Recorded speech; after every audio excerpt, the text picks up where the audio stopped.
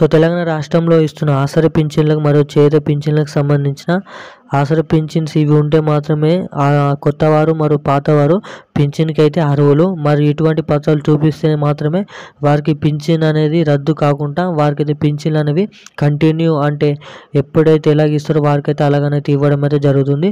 So ఈ పత్రాలు మరియు ఇవి మీరైతే అప్డేట్ చేసుకోకపోతేనైతే ఇటువంటి పత్రాలు చూపించకపోతేనైతే పింఛన్ అనేది కట్ అవడం అయితే జరుగుతుంది. సో ఏం చూపించాలి మరియు ఎటువంటి ఫామ్స్ అయితే నింపడం జరుగుతుందో ఎటువంటి అప్డేట్ అనేది మనమైతే చేయించుకోవాలో పూర్తి అప్డేట్ వివరాలు అనేది వీడియోకి వెళ్ళి అయితే తెలుసుకుందాం. సో దానికంటే ముందు మన ఛానల్ మొదటిసారిగా చూసినవారంటే ఖచ్చితంగా సబ్స్క్రైబ్ చేయండి, పక్కన బెల్ ఐకాన్ కూడా ఆన్లో పెట్టుకోండి. సో చాలామంది వీడియోలు చూస్తున్నారు కానీ అయితే సబ్స్క్రైబ్ అయితే చేయడం లేదు.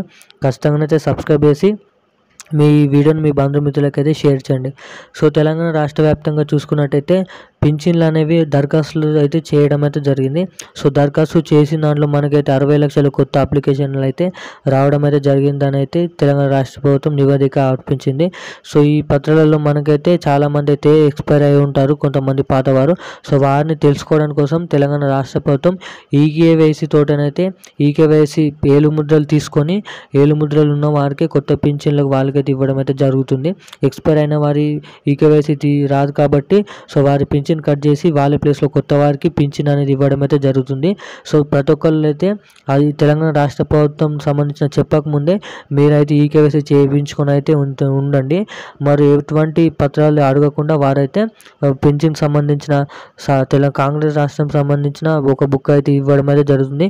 సో ఆ బుక్ ద్వారానైతే ఈకేవైసీ చేయించుకొని మీకైతే పింఛన్ అయితే ఇవ్వడం అయితే జరుగుతుంది. ఇప్పుడున్న అప్డేట్ అయితే ఇది. Thank you.